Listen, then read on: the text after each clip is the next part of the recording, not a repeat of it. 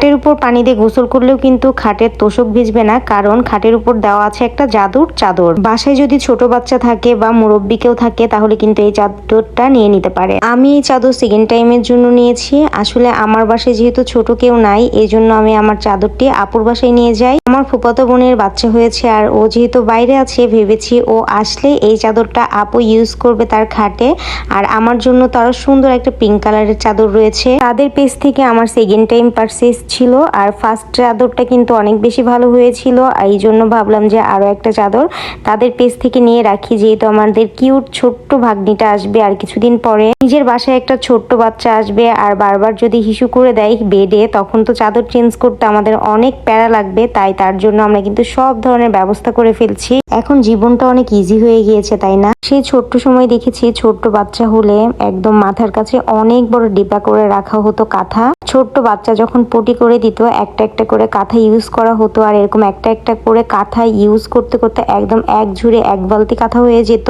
তখন কিন্তু ওই অসুস্থ মায়েরই ওই কাঁথাগুলা ধুতে হতো। কিন্তু দেখেন এখন জীবনটা কত ইজি হয়ে গিয়েছে। আর হ্যাঁ, চাদরের কথা তো বাদই দিলাম, দিনে বোধহয় 5 থেকে 6টা চাদরও তখন চেঞ্জ করতে হতো। কিন্তু এখন ভাবেন তো, এই চাদরটি যদি আপনি ইউজ করেন তাহলে আপনার বাচ্চা বারবার হিসু করলে উঠাতে হবে না, জাস্ট একটা ন্যাকড়া দিয়ে বা কাপড় দিয়ে মুছে ফেলবেন। চাদরের উপর শুতে না খুব বেশি আরাম লাগে, কারণ অনেক বেশি সফট চাদরটা। একটু পরীক্ষা করে দেখায় যে এই চাদরে পানি দিলে ভিতরে লিক করে কিনা। আপনারা এর আগে দেখেছেন আমি আরো একটা চাদর তাদের পেজ থেকে নিয়েছি। সো আমি প্রথমে ওয়াশরুম থেকে একটু মগে করে পানি নিয়ে আসলাম, আর এখন পানিটা সুন্দর করে ঢেলে দিব আমার মাথায়। যাই হোক, আপুর বাসায় গিয়েছি, ড্রেস নিয়ে নাই, মাথার উপর পানি ঢাললে তো প্রবলেম, তাই মাথার থেকে সুন্দর করে নিচে গুড় করে পানিগুলো ফেলে দিচ্ছিলাম। আর দেখেন কি সুন্দর, একদম কচুর পাতা থেকে এক জায়গা থেকে পানি আর এক জায়গায় চলে যাচ্ছে।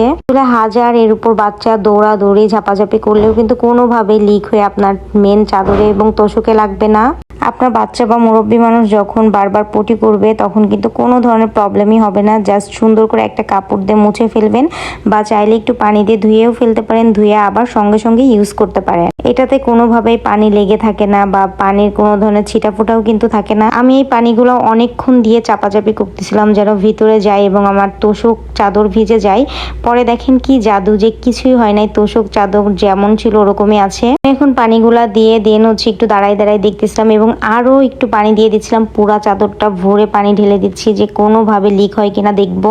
আমি আরো একটা মগ পানি নিয়ে এসে দেন আবার একটু দিয়ে দেয়। আর দেখেন পানিগুলা কি সুন্দর কচুর পাতার মতো পিছলে পিছলে যাচ্ছে। আমি একটু পানি দিয়ে আবার খেলাধুলাও শুরু করি। আর এরপরে আপনারা কিভাবে চাদরটি উঠাবেন এবং বেডশিট উঠাবেন সেটা দেখেন। আপনাদের ঘরে যে মুরব্বী মানুষগুলো আছে তাকে কিন্তু এই খাটে চাদরের উপর ইজিলি ভাবে গোসল করিয়ে ফেলতে পারবেন, কারণ এখানে আমার 2 মগ পানি দিয়েছি, বাট কোনো রকম খাটে কিন্তু পানি লাগেনি।